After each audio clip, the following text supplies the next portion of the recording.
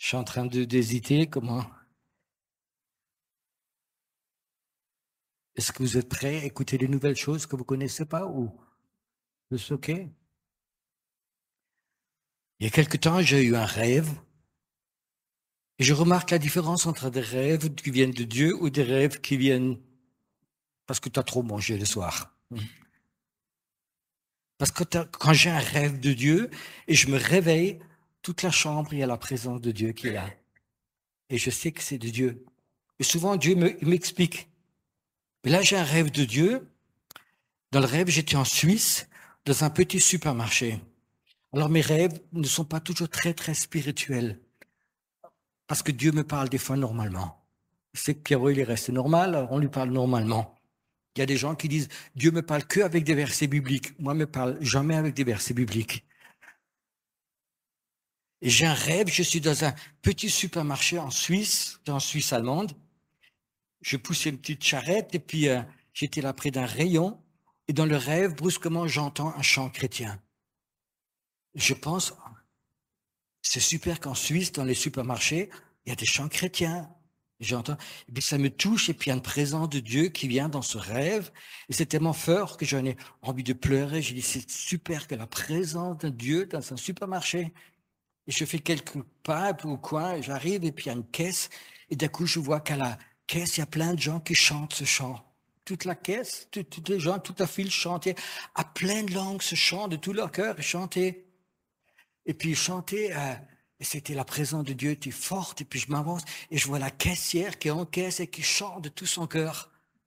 Et ça me touche vraiment parce que je sentais la présence de Dieu, et je me réveille. Des fois, quand je me réveille, et la présence de Dieu est forte dans le rêve, je dis, Seigneur, je me rendors vite. Peut-être ça continue. Ça m'est déjà arrivé que ça continue. Mais là, ça ne continuait pas, j'étais assis dans mon lit, et j'étais très touché parce que la présence de Dieu était dans toute la chambre. Je dis, Seigneur, qu'est-ce que ça veut dire? Et le Seigneur me dit rien. Je me rendors le matin, je réfléchis, je fais ma prière et je redemande, Seigneur, ces rêves, cette nuit, je sais que c'était de toi, mais je ne savais pas ce que ça veut dire. Et l'après-midi, je suis parti du côté de Stuttgart, j'étais invité à une conférence prophétique à prêcher. Et c'est Doro qui me conduisait. Et elle me conduit et puis je lui raconte mon rêve. Parce que ça me tracassait, c'est un rêve que je... Des fois, en racontant, peut-être ça peut venir. Je lui raconte ce rêve, et pendant que je lui raconte ce rêve, ça fait clic, c'est tombé. Je savais. Et la prochaine fois que je viens, je vous raconterai ça. Ouais.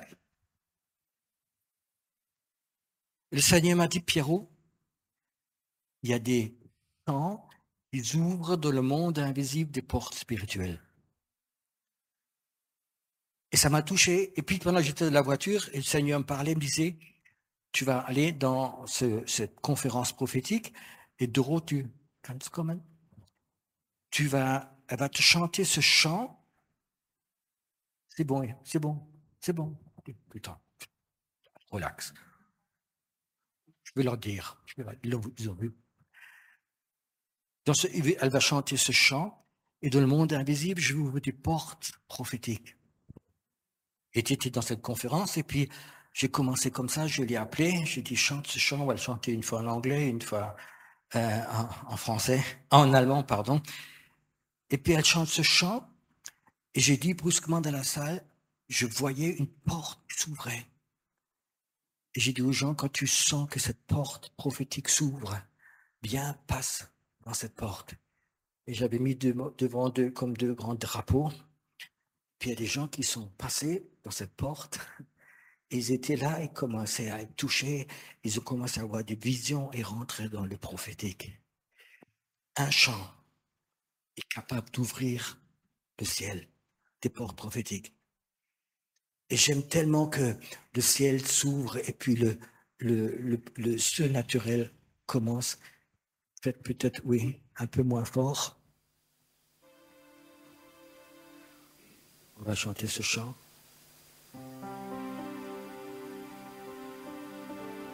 Faites un peu moins fort, c'est ça.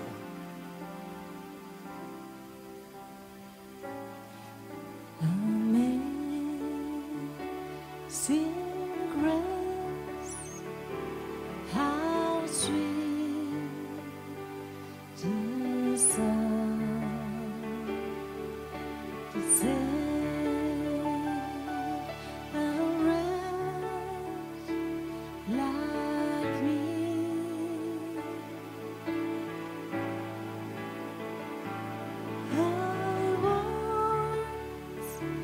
I was lost, but now I'm found. I was blind,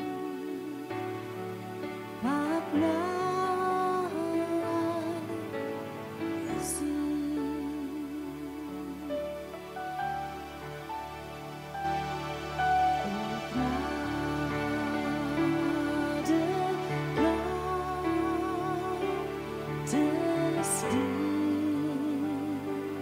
Mich fand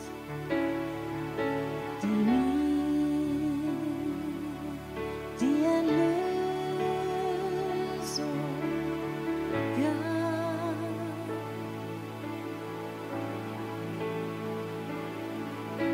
Ich war verloren, doch fand mich und er gab Licht in meine Dunkelheit.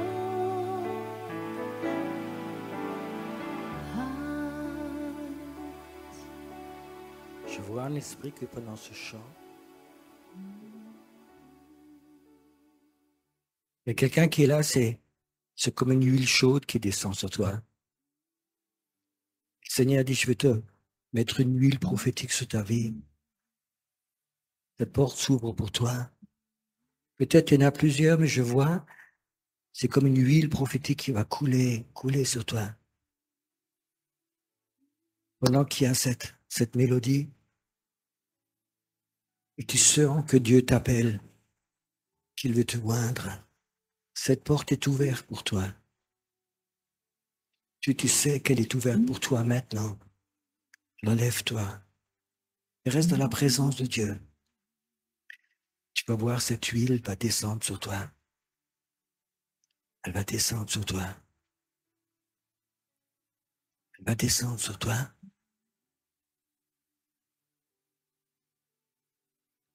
Une de ces personnes qui est debout, cet esprit de mort, les derniers jours, les dernières semaines, tu l'as senti. Les sentiments ont été vraiment touchés par cet esprit de mort. Le Seigneur dit, je te libère. Cet esprit de mort va partir de toi et cette huile prophétique va venir sur toi. Elle vient maintenant. Seigneur, tout esprit de mort qui veut freiner, quitte cet endroit. Il n'y a pas de place pour toi. Et l'esprit prophétique et l'esprit de la vie vient sur toi. Reçois maintenant cette huile prophétique qui coule sur toi. Qui coule. Elle coule sur toi. Elle coule sur ton dos. La scoliose ne va plus te faire souffrir. Cette huile prophétique, elle coule sur toi. Toi qui as un appel pour guérir les malades, cet appel va se réveiller et tu vas guérir des malades. Tes mains qui te font même mal des fois parce que tu as des douleurs, je vais les utiliser. Poser tes mains sur des malades. Maintenant. Seigneur, merci pour ces signes que tu donnes. Ils sont là. Merci pour ces hommes et ces femmes qui vont utiliser cette huile que tu la donnes maintenant au nom de Jésus. Amen. Merci pour venir vous asseoir.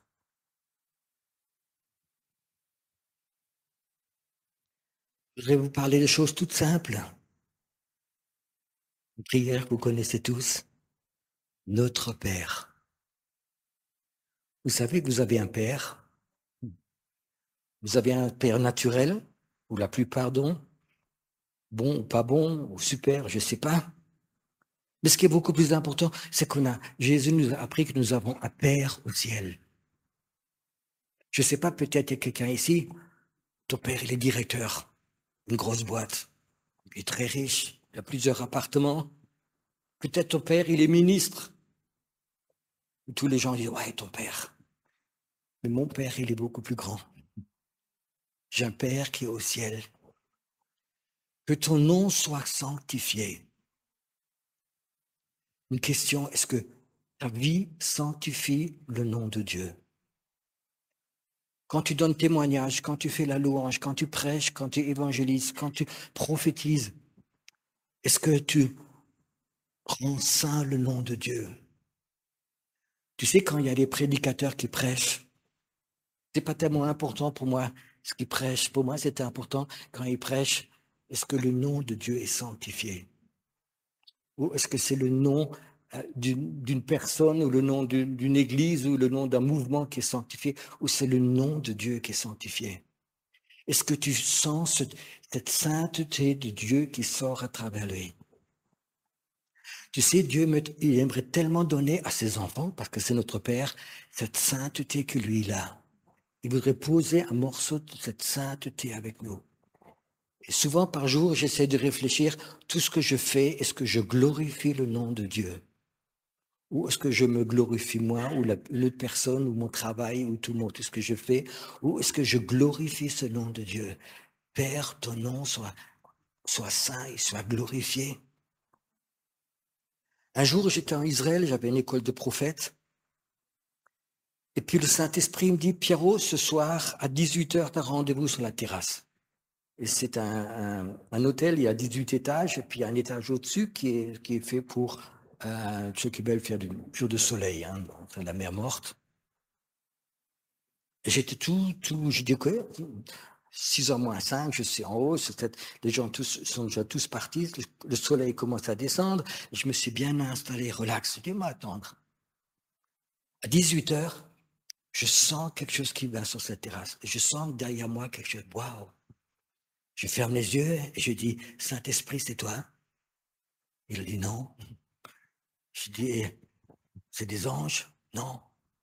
Jésus, c'est toi? Non. Et d'un coup, j'ai entendu, c'est le Père qui est là. Le Père qui est là. Il m'a dit un mot.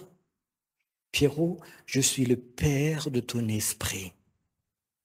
Je ne suis pas le père de tes émotions. Je ne suis pas le père de tes mains ou de tes pieds, de ton corps. Je suis le père de ton esprit.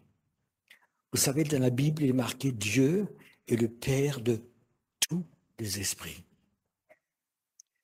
Il me dit, Pierrot, je suis le père de ton esprit. Et c'est drôle, quand le père il parle, je savais qu'est-ce que ça veut dire. Ça voulait dire, il voulait une chose que je dise, Père, mon esprit est à toi. C'est la façon dont Jésus est mort. Vous connaissez ça? Père, mon esprit est à toi. Il y a un autre qui s'appelle Étienne. Quand ils l'ont caillassé, il a dit, Père, mon esprit, il est sorti, il était parti. Je pense qu'avant que la première pierre le touche, il était déjà parti. Père, mon esprit, il est à toi. Et je savais ce que ça voulait dire. Le Père, il voulait que je lui dise ça. Parce que Dieu m'a dit, Pierrot, je vais utiliser ton esprit. Je vais utiliser ton esprit, même d'une façon que tu ne comprends pas. Et quelques mois après, j'ai eu plusieurs témoignages qui m'ont écrit, qui m'ont dit, Pierrot, on était malade à la maison, on a prié, on a une vision que tu es venu, tu nous as posé les mains. Venez, tu es guéri. Bon, quand il y a un témoignage qui vient, il y a toujours des gens, bon, on prend. Mais après que tu en as 3 ou 4, les gens ils te racontent, la nuit, j'ai rêvé, tu étais là. Wow, j'ai entendu ta voix, tu as prié, puis on s'est réveillé, on était complètement guéri. J'ai dit, Seigneur, qu'est-ce que c'est? Il dit, Pierrot, je prends ton esprit, je te fais avec lui ce que je veux.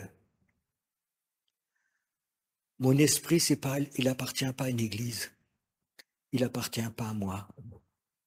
Il appartient pas à ce que pensent les gens.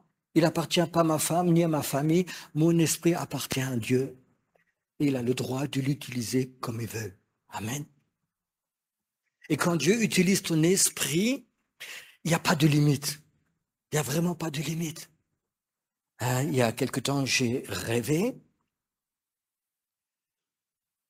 J'étais en esprit, c'est comme si je volais au-dessus de la terre.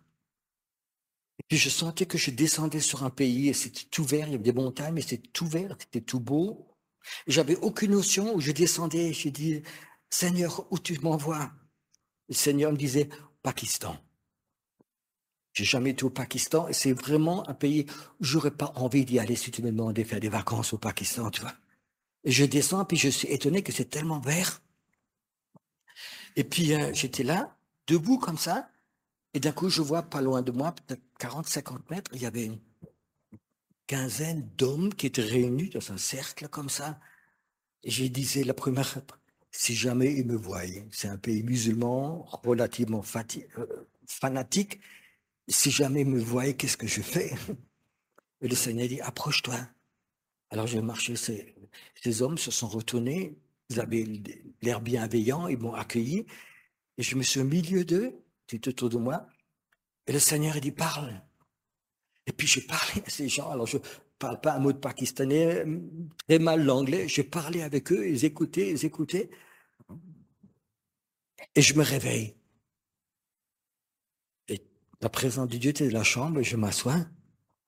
Le Seigneur, qu'est-ce qui s'est passé? Il m'a dit, ben, tu étais au Pakistan, qu'est-ce que je fais? Tu as prêché l'évangile à ces gens. Et ils croyaient qu'ils ont rencontré un ange.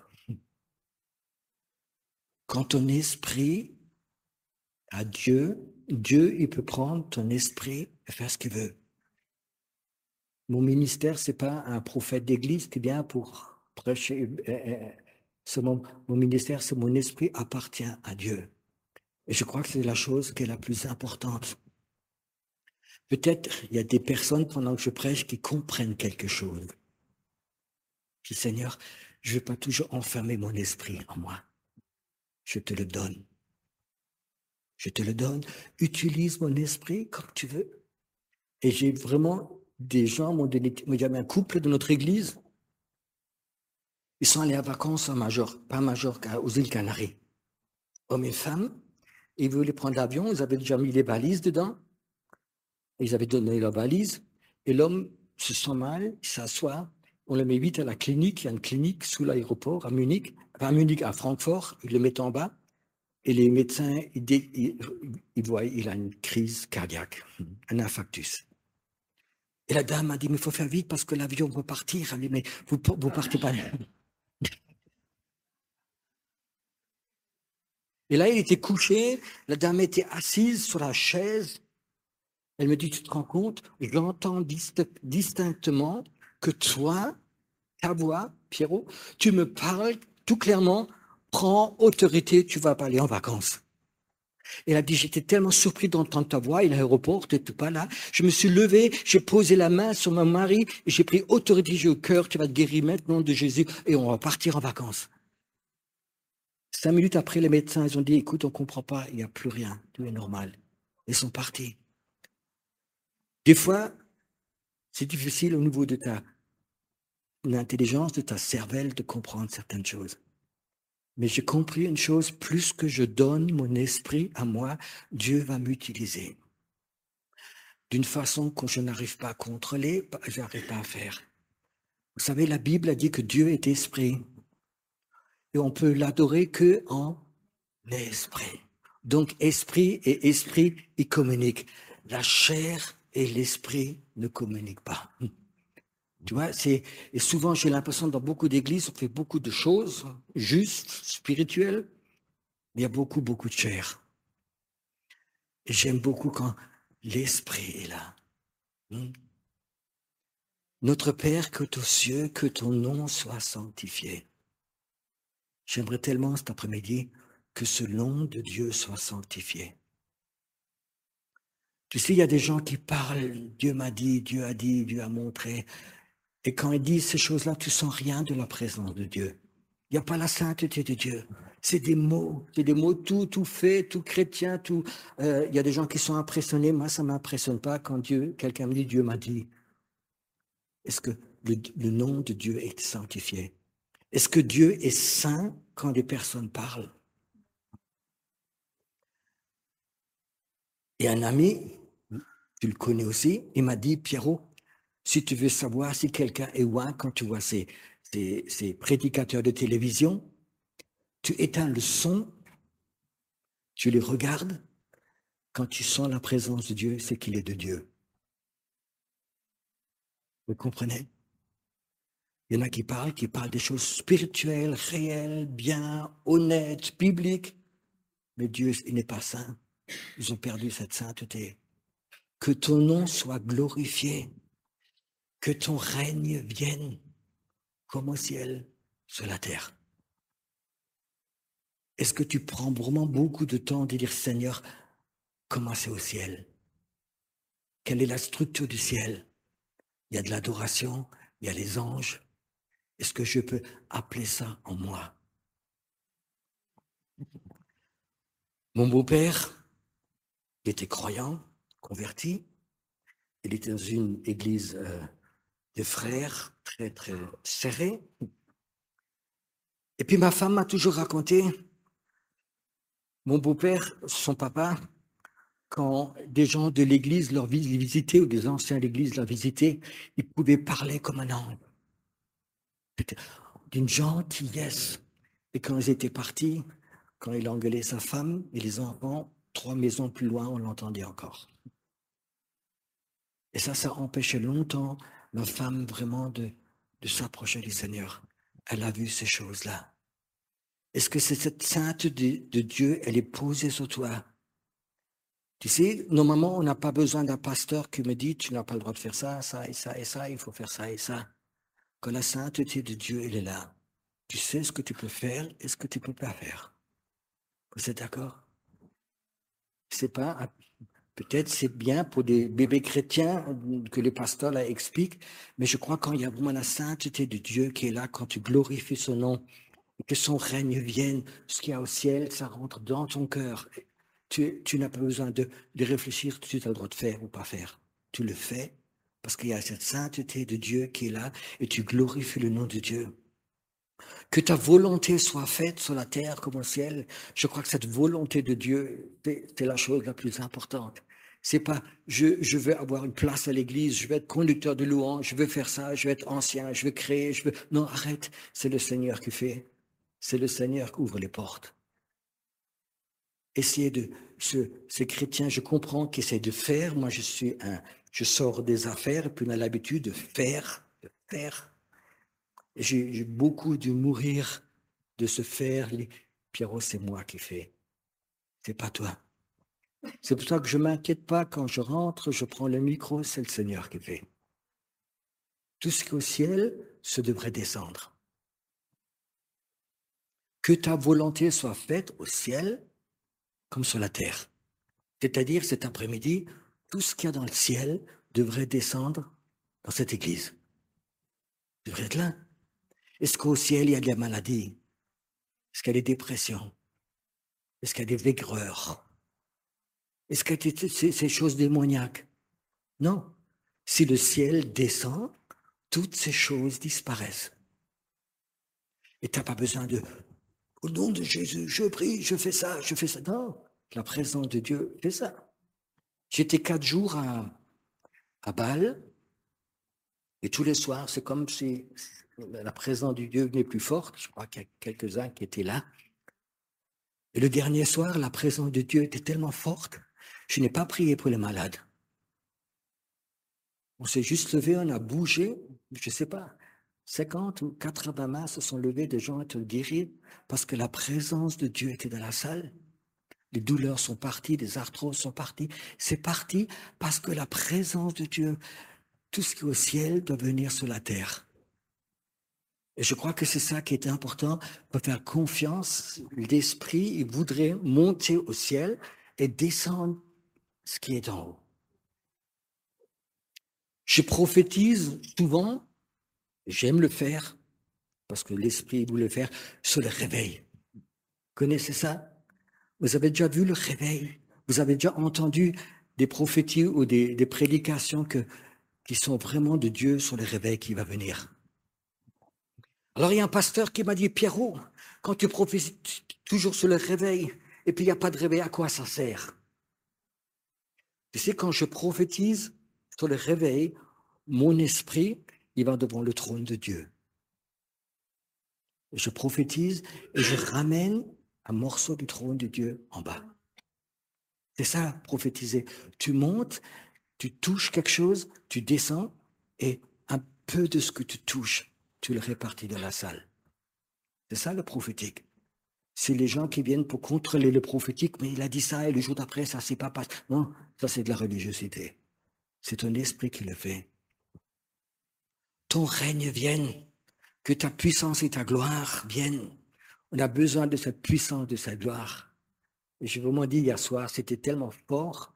J'ai dit à tous les gens qui étaient là, qu'ils étaient là des queues aux pieds. J'avais une quinzaine de personnes qui priaient pour les malades, qui faisaient de la cure d'âme. On a dit ce soir, on prie pour personne. C'est dans la salle. C'était là. Et des gens étaient, sans qu'on prie, qui étaient guéris vraiment pendant la louange dans la salle. Ça se passait.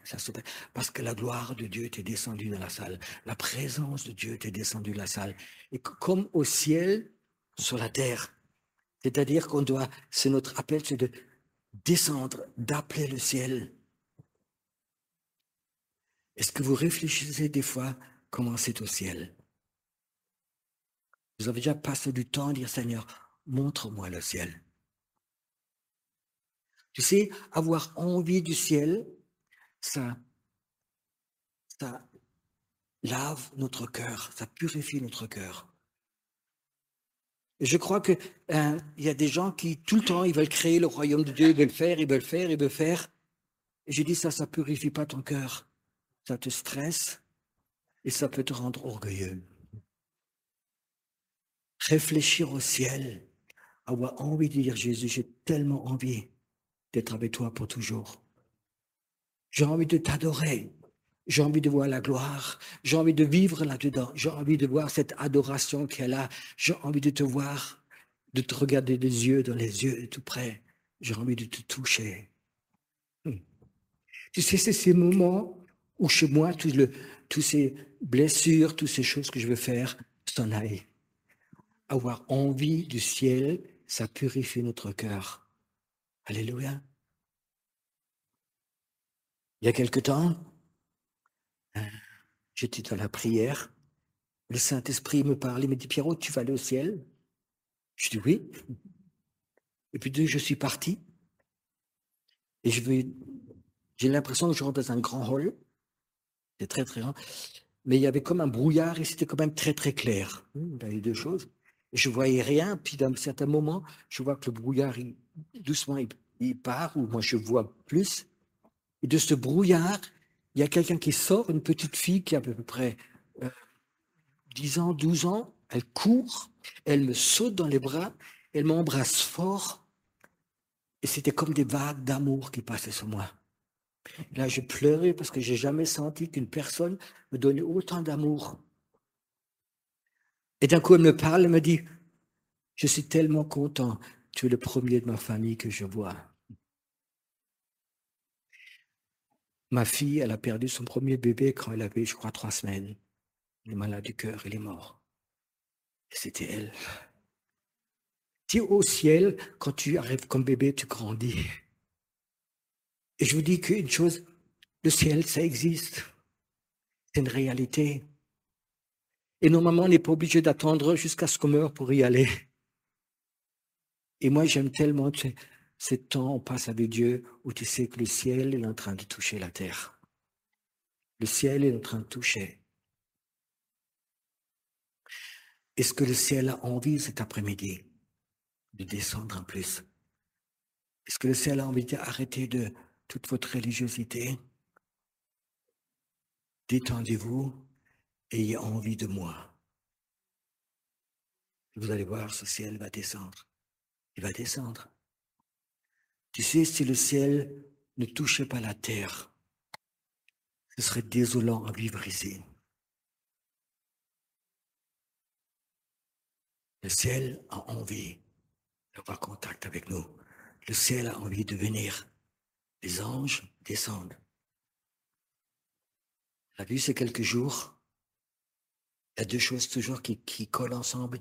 Souvent, quand le ciel touche la terre, il y a des parfums qui sont libérés. Est-ce que vous croyez qu'au ciel, ça sent mieux que sur la terre? Vous savez qu'on peut sentir les forces démoniaques? Il y a des démons, on peut les sentir. Vraiment, j'ai une famille qui m'a appelé. L'homme s'était suicidé, s'est ouvert les veines de la baignoire. Et puis, les gens de la famille qui sont venus pour nettoyer la maison, pour la vendre. J'étais là-bas, puis il y avait un couple qui nettoyait vraiment à fond la maison.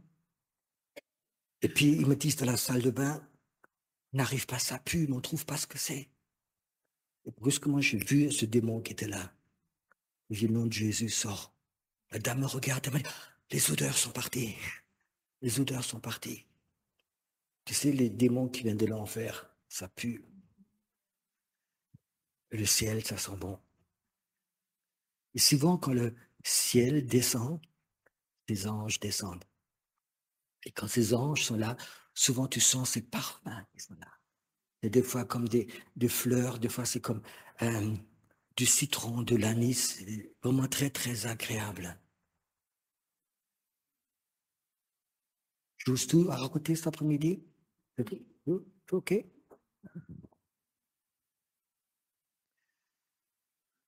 Il y a quelques années, il y avait une conférence de jeunes chez nous, il y a un pasteur qui vient, et il me dit, c'était un pasteur d'une église protestante qui a cherché ses enfants.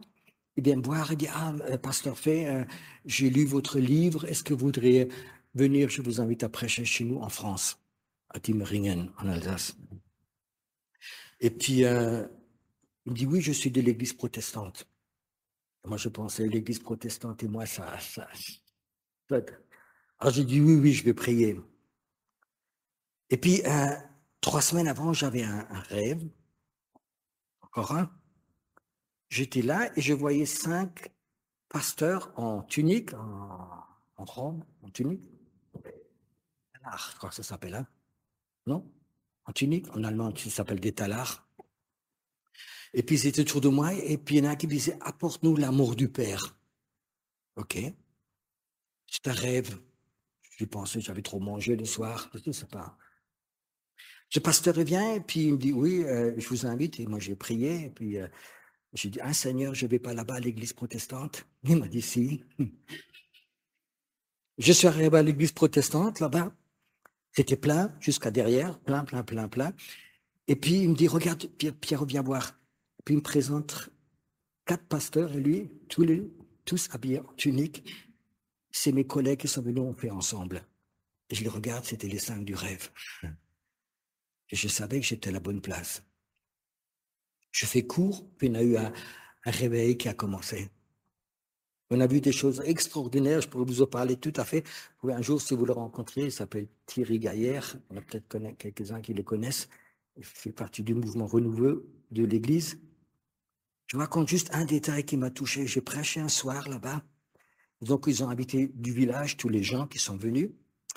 Je dirais, la plus grande partie n'était pas nés à nouveau.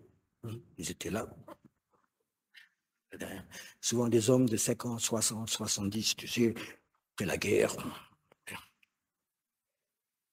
Seigneur dit prêche. Et puis il me dit, parle de la table de la présence de tes ennemis.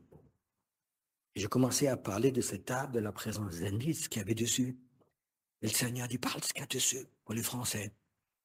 Je dis, sur cette table, des gigots d'agneau, des vacherins glacés, et des légumes frais, des sauces au vin blanc.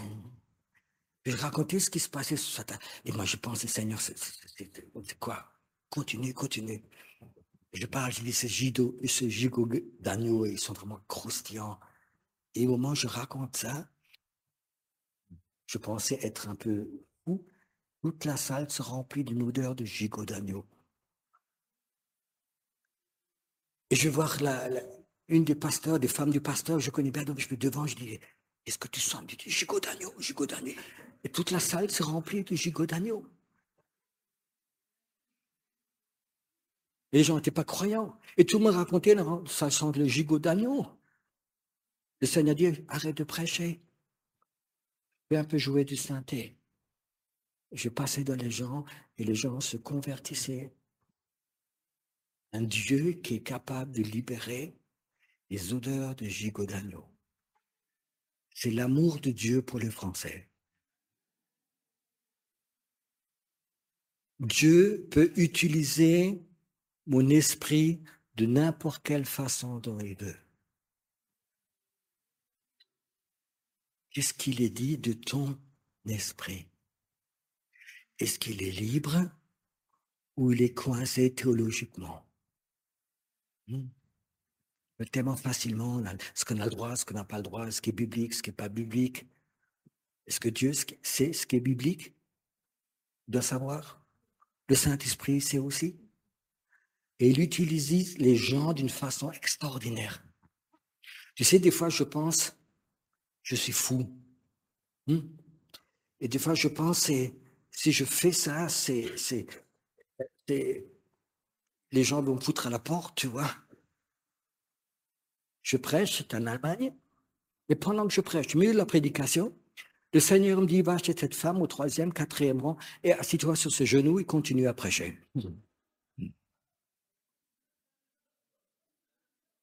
En plus, c'était une femme qui était là la première fois. Alors, des fois, je fais des choses, je fais semblant que c'est normal. Ça passe mieux.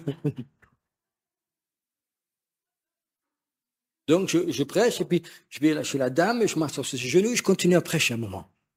J'ai le temps et je me lève, je vais de nouveau devant et je continue à prêcher. Je continue à prêcher, j'ai rien dit. 2 jours après, un homme me téléphone, dit, c'est moi qui ai amené cette femme la première fois. Elle n'est pas croyante. Qu'est-ce qui s'est passé? Dans la voiture, elle commençait à pleurer, elle racontait Jésus. Elle a été née à nouveau pendant que j'étais assis sur ses genoux. Je dis, c'est pas moi, c'est l'Esprit qui est en moi. L'Esprit fait des choses que je n'arrive pas à contrôler, mais l'Esprit est libre parce que je l'ai donné à Dieu. Je commence des fois, je dis, je m'en fous un peu.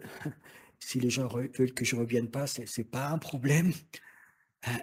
Je vais essayer vraiment que mon esprit passe. Il est de la main de Dieu, il peut l'utiliser comme il veut.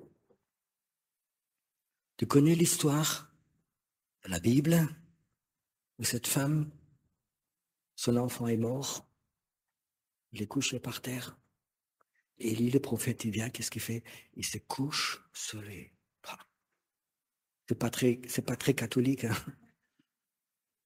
Je fais des choses, on passe à un prophète parce que Dieu l'a dit. Il a mis sa bouche contre sa bouche, ses yeux contre ses yeux. C'est l'Esprit qui l'a dit. Il ne l'aurait pas fait, l'enfant n'aurait pas ressuscité. Je crois qu'il faut apprendre à sortir de nos carcans religieux. Et si l'Esprit, vraiment, tu l'as donné à ton Dieu, c'est le Dieu, le Père, et le Père de ton esprit, il va l'utiliser. Si tu essaies de le contrôler, ça ne va pas se faire. Est-ce que ton esprit appartient à Dieu ou tu es content d'être sauvé, tu es né à nouveau? Ton esprit, il est né à nouveau, il a un jour. Au bout de 40 ans, il a toujours un jour. Et puis, il a reçu un paquet de religiosité. Ou est-ce que ton esprit appartient à Dieu et il peut faire avec lui ce qu'il veut? Et dans ma vie, je suis prêt à faire des choses où tu deviens l'idiot du coin. J'ai prêché à Paris, dans une église, c'était la première fois. Je prêche.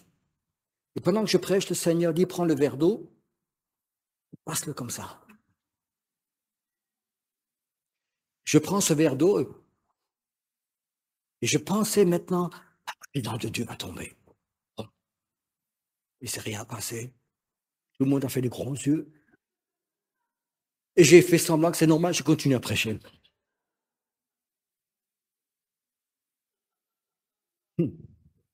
À la fin du culte, il y a un homme qui vient. J'étais devant, il vient, il me tombe à mon cou, comme ça, et il pleure, il dit merci, merci, il pleure, il pleure. Je dis pourquoi tu pleures? Il dit tu te rends compte, je suis pasteur. Il y a 2 mois, j'étais dans mon église, j'avais l'impression de prendre de l'eau et de la verser comme ça. Je l'ai fait, et les anciens m'ont foutu à la porte. J'ai perdu ma place. Il a dit, j'étais tellement sûr que c'est Dieu qui me disait de faire ça, tellement sûr. Maintenant, je t'ai vu faire. J'ai dit, Seigneur, merci, j'étais clown pour toi de nouveau. Je suis prêt à être le clown lorsque mon esprit lui appartient. Amen. Son nom est saint. Dieu est saint. Il voudrait faire ce qu'il veut de toi. Il veut dans ton main. Je vous raconte une dernière histoire, ok? Maintenant. J'étais en Autriche. On avait loué une grange, plus grande qu'ici encore, une grande salle devant. Et puis, avant d'aller à l'église, je prêche. Je prie dans ma chambre. Je dis, Seigneur, qu'est-ce que tu veux que ce soit, que je prêche? Et le Seigneur ne me dit rien, mais il me montre juste une image. Et c'est ce que je vois, un gant, un grand gant. Je dis, Seigneur, ce n'est pas de toi parce qu'il n'y a pas de gants dans la Bible. En Israël, il ne faisait pas froid à ce point-là. Seigneur, ce n'est pas de toi, il n'y a pas de passage public, il n'y a rien. Je ne peux pas prêcher. Je continue à prier, Seigneur, montre-moi, montre-moi. Rien. J'étais un peu fâché. J'avais l'air cloche, tu te rends compte, tu vas prêcher sur un gant, tu n'as rien. Je rentre dans la salle, le groupe il a fini de louer, c'est une salle qui le devant était haut comme ça, je monte, je fais 2 mètres, qu'est-ce que je vois? Un grand gant par terre. Un gant rouge, un gant de travail, je ne sais toujours pas qui l'a laissé ici, il était sale, il y avait un peu d'huile, il y avait des coupures dedans, c'est un vieux gant. Le Seigneur dit, ramasse-le. Je ramasse le gant. Au moment où je ramasse le gant, je sais ce que je vais prêcher. Le Seigneur m'a dit, Pierrot, le gant, c'est toi. Et quand moi je mets ma main dans le gant, ce sera un autre gant. Il m'a dit, Pierrot, tu vois, tu es comme un gant de travail. Personne ne va venir, oh, le beau gant, super gant. Il était troué, il était sale. Tu sais, un gant, quand tu l'utilises, tu es content. Quand tu vas au jardin, tu coupes des haies, tu prends un gant. Et quand tu as fini le travail, tu emmènes le gant dans ton salon, tu le mets dans la vitrine. Et tous les gens qui viennent dire, oh, le beau gant. Quelqu'un fait ça? Non? Là, tu le mets debout dans ce coin du garage. Il m'a dit, Pierrot, c'est ta vie. Tu seras pour moi un gant. Mais il y a des moments où je mettrai ma main dans toi. Et tu verras ce que je fais. Et après, quand je sors ma main, tu seras une personne complètement normale. Ça, c'est mon ministère. Être un gant. Mais Dieu met la main dedans. Le Seigneur m'a donné l'exemple, il a dit, tu te rends compte? Dis-le aux gens. Si je venais dans l'église pour prêcher, et je dirais maintenant, je vais guérir les malades. Et j'aurai des vieilles gants. Est-ce que quelqu'un dirait, Jésus, enlève d'abord les gants, sinon tu ne peux pas prêcher, tu ne peux pas me toucher? Vous diriez, c'est égal quand tu es gants ou pas. Pose ta main. Alors souvent, on regarde le gant. C'est pas un gant Pierre Cardin ou je sais pas quoi. C'est un vieux gant troué, qui est blessé, qui est des fois sali. Et Dieu met la main dedans. Qu'est-ce qui est important pour toi? Que les gens ils voient ce beau gant. Oh, il est beau. Il est en cuir fin. Il dit, Seigneur, ce qui est important, c'est que toi, tu mettes la main en moi.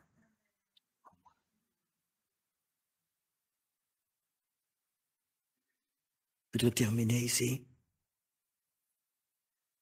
Est-ce que tu crois que le Seigneur voudrait mettre sa main dans ta vie?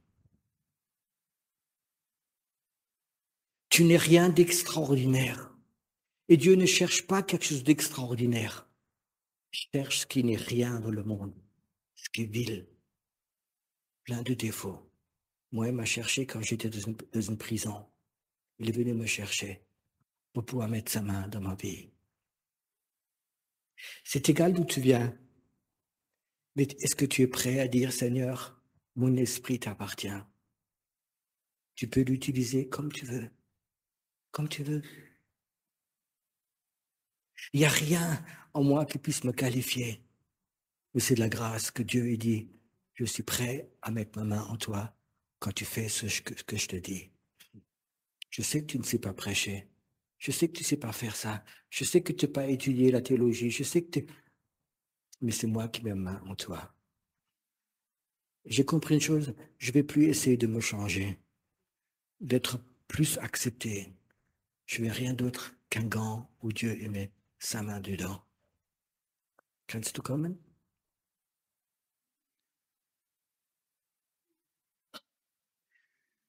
Je voudrais que toi, tu restes un moment dans la présence de Dieu. Je voudrais vraiment que tu sois dans la présence de Dieu un moment. Tu peux te voir en tant que gant. Tu peux te voir que moment Dieu y mette sa main en toi. Il mette sa main en toi. Et que tu utilises pour prier pour les malades, pour évangéliser, pour prophétiser. Pour faire peut-être la délivrance ou autre chose. Est-ce que Dieu peut mettre sa main en toi? Et tu resteras peut-être pour beaucoup de personnes pas plus de valeur qu'un vieux gant. C'est pour te protéger contre l'orgueil que je te laisse plein de défauts. Je ne veux pas que les gens t'adorent. Je voudrais que les gens y voient Dieu en toi. Rien d'autre. Et souvent des ministères, des gens qui sont appelés, sont bloqués. L'onction ne coule plus. Parce qu'ils ne veulent plus être le vieux gant. Ils veulent être comme Dieu. Je serai comme Jésus le jour que je rentrerai dans le ciel. Le temps que je vivrai sur terre, j'ai mes défauts de caractère, plein de trous dans ma vie, plein de blessures.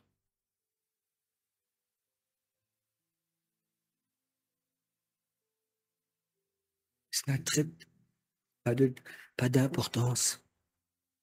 L'essentiel, c'est que Dieu puisse mettre sa main.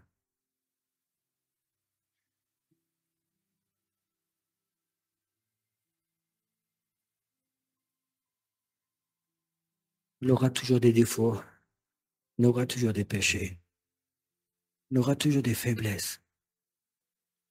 Mais Dieu veut t'utiliser quand même.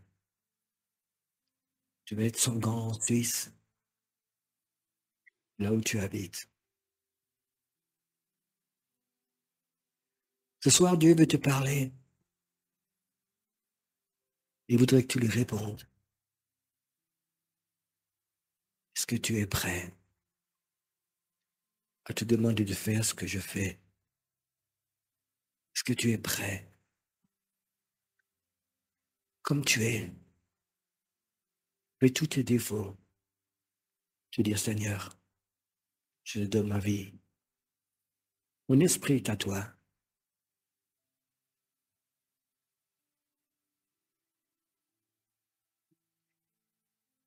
Je vais commencer ce soir parce qu'il y a des gens qui sont ici.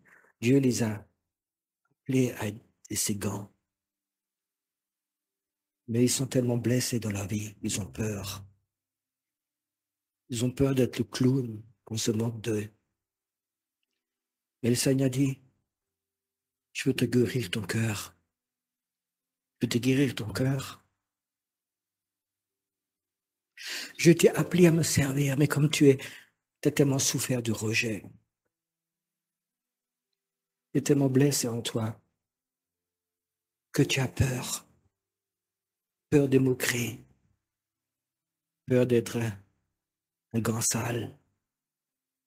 Pas beau. Écoute, si le Seigneur te parle, tu sais que toi, c'est de toi qu'il parle. Toi, tu es appelé à être un gant, mais tu as tellement souffert. de ne pas être admiré. Tu as souffert parce que les autres sont admirés. Les autres sont meilleurs, les autres sont plus grands que toi. Le Seigneur dit, je veux te guérir. Je ne vais pas t'accuser, mais je veux te guérir. Pour que tu puisses devenir ce gant que je vais utiliser. Si tu es là, tu sais, oui, je sens cette douleur, je sais ce que c'est. Qu'on on souffre, qu'on se moque de moi, qu'on ne m'admire pas. Je veux arrêter, je veux te servir. Toi qui souffres, lève-toi maintenant, je voudrais prier pour toi. Lève-toi, mets-toi devant Dieu, tu dis, Seigneur, je veux, mais j'ai peur. Ça fait mal. Wow.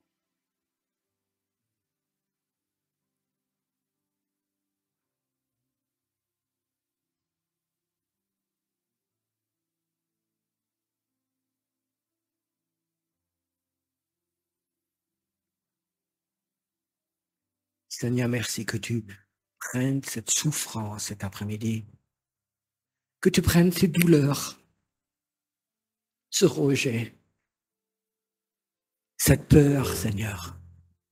Je voudrais que tu enlèves tout, que tu guérisses leur cœur. Seigneur, s'ils ont souffert pendant 50 ans, guéris-les en un instant. Que cette peur disparaisse, que ce rejet disparaisse, qu'ils puissent être ton gant, que leur esprit t'appartient, pas leurs sentiments, mais ton esprit. Maintenant, reçois, reçois. Seigneur dit, toutes les choses que tu n'as pas faites à cause de cette peur-là, même cela, tu vas les rattraper. Wow, ça vient. Seigneur, merci que tu brises le rejet cet après-midi, que tu brises la peur, que tu brises les craintes. Ils ne vont pas être rejetés. Ils vont être aimés de toi. Seigneur, ils ne sentiront plus la mort, mais ils sentiront la vie de Dieu. La vie de Dieu. Ça vient. Le jour viendra. Quand il y aura le réveil, tu prêcheras dans la rue. Et les gens entendront ta parole. Et elle sera forte. Seigneur, merci que aujourd'hui, maintenant, que tu touches des personnes. Ils ont eu tellement peur de la vie. Ils ont tellement souffert. Et guéris maintenant. Maintenant. Aussi physiquement, leur corps leur touche maintenant. Fini d'être brisé tout le temps. Seigneur, ressuscite. Ressuscite maintenant. Maintenant. Tu es un Dieu de gloire. Un Dieu de gloire. Soit.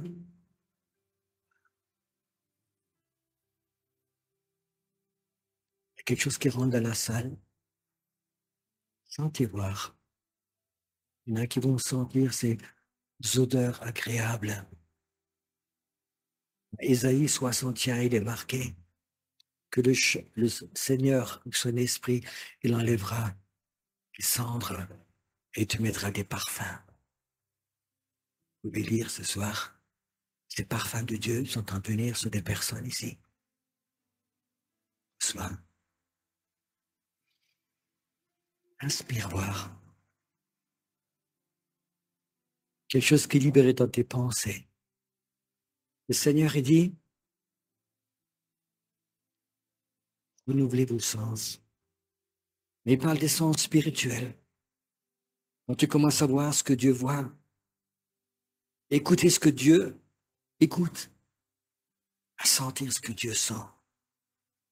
Renouvelez vos sens et je crois qu'il y a des moments que le Saint-Esprit là, qu'on puisse sentir les forces démoniaques, mais qu'on sente aussi la présence de Dieu. C'est ici. Seigneur, je voudrais que l'esprit de mort qui a touché tellement de gens quitte maintenant ces corps. Que la présence de Dieu et la gloire de Dieu tombent sur eux. Seigneur, c'est un moment comme maintenant où tu guéris pas seulement le cœur, mais tu guéris aussi le corps. Toi, tu as une articulation, tu as des rhumatismes articulaires. Commence à bouger tes poignets, à bouger tes mains. C'est comme il y a un combat, ça part de toi. Ces malédictions partent de toi. Même si ta mère avait du rhumatisme, tu n'es pas obligé de l'avoir. Ça part maintenant de toi. Ça te quitte. Ça te quitte. Tu as un Dieu qui guérit. Tu as un Dieu qui guérit. Bouge.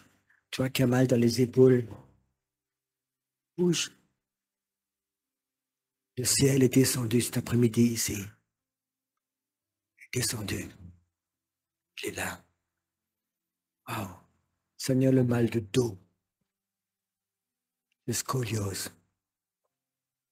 Tu brises la puissance des scolioses. Et ton dos va se redresser. Et tu redonnes de la vie à ces os qu'ils ont perdus. Ce calcaire, tu redonnes la vie à ces os maintenant. C'est un Dieu qui guérit. C'est un Dieu qui pardonne. C'est un Dieu qui va t'utiliser. Je vois, je ne sais pas si c'est des petits-enfants, mais les gens vont voir des choses en toi, à travers toi. Laisse-te toucher. C'est le ciel qui te touche. C'est le ciel qui te touche. Seigneur, merci son cœur va attirer le ciel.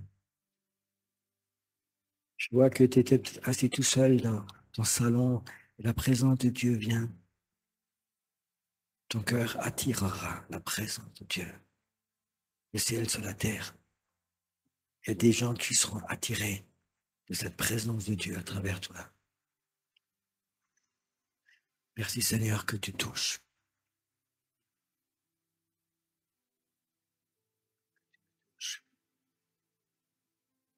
C'est un moment de la présence de Dieu. Je sens que la puissance de la guérison va encore passer à travers les rangs.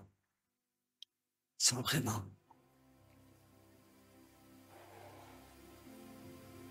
Tout doucement, laisse-toi toucher.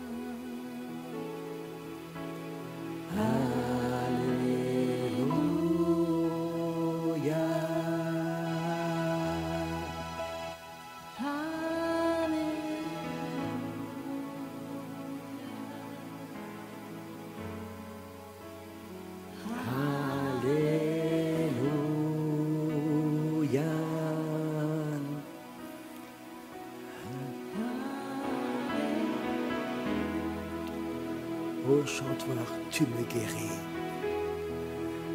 Tu me guéris.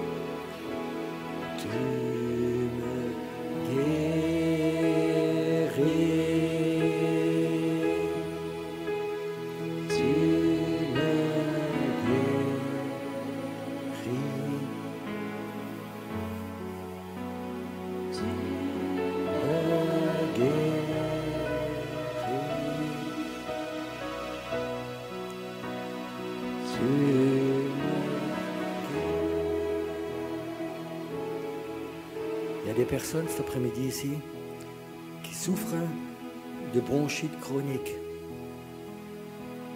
qui ont des problèmes à respirer, peut-être de l'asthme.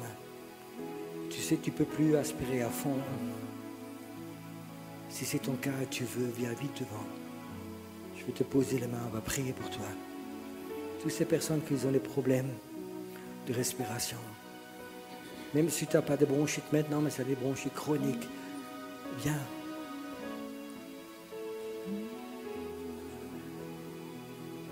Fais vite, viens devant. Et nous, dans la salle, on n'est pas des spectateurs. Je demande que vous, ceux que vous êtes dans la salle, que vous priez, que vous tendez vos mains vers devant. Que la puissance de Dieu, que les joues soient brisées, soient brisées, que soient brisées.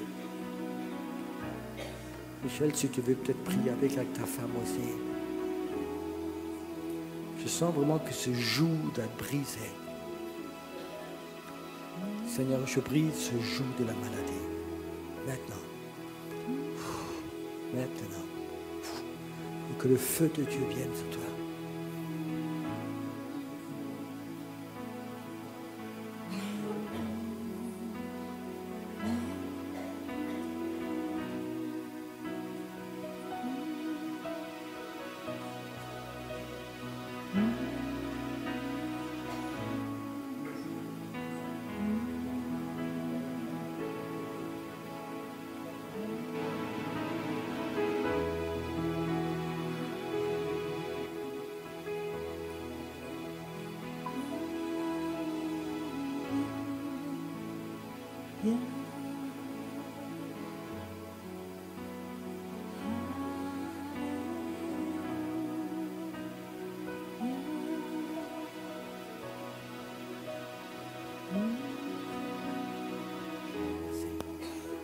Merci.